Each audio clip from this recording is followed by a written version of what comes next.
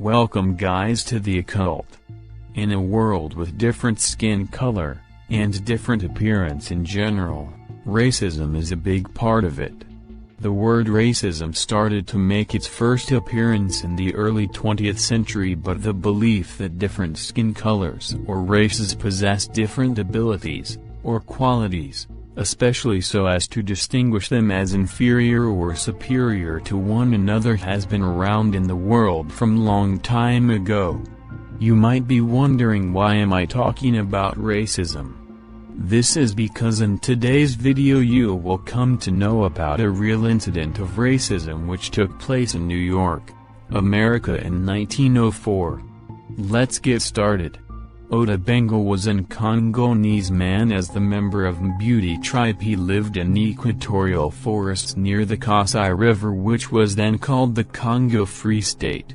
Ota Benga's tribe was attacked by the Force Publique, which was created by King Leopold II of Belgium as a military force to capture the natives' people for labor in order to exploit the large supply of rubber in Congo. Benga's wife and 2 children were murdered, but he survived only because he was on a hunting expedition when the military force attacked his village. He was later captured by slave traders. In 1904, American businessman and explorer Samuel Phillips Verner traveled to Africa under contract from the Louisiana Purchase Exposition to capture and bring back pygmies man to be part of an exhibition. Pygmies, also called Congo pygmies, are the forest people of Central Africa. Samuel Verner discovered Benga in a Batwa village, and he purchased Benga from the slave traders by exchanging pound of salt and clothes. Samuel Verner took Benga and recruited other Batwa men along with some African men. The group was taken to St. Louis, Missouri, in America in late June 1904 without Verner because Verner had been taken ill with malaria.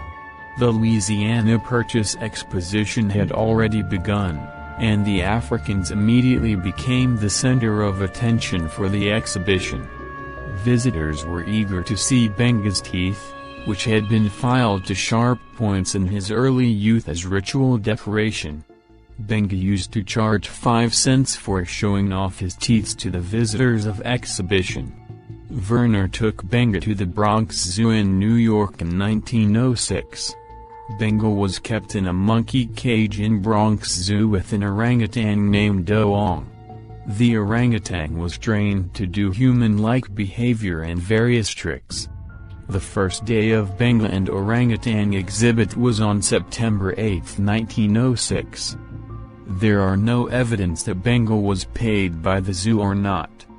Benga soon realized that he was more a prisoner than an entertainer.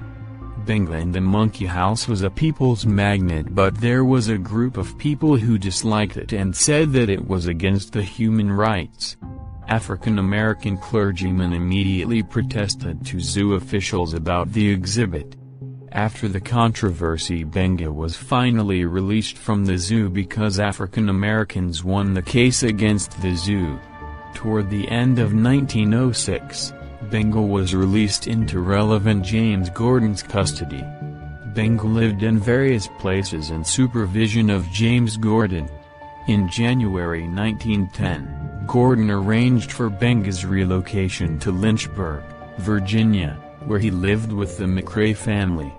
Gordon arranged for Benga's teeth to be capped and bought him American-style clothes. He began to attend elementary school at the Baptist Seminary in Lynchburg. Once he felt his English had improved sufficiently, Benga discontinued his formal education. He began working at a Lynchburg tobacco factory. Benga was planning to return to his homeland in Congo, but unfortunately in 1914, World War I broke out. A return to the Congo became impossible as traveling to other countries has been forbidden by government by any means of transportation. Benga became depressed as his hopes for returning to his homeland was ruined.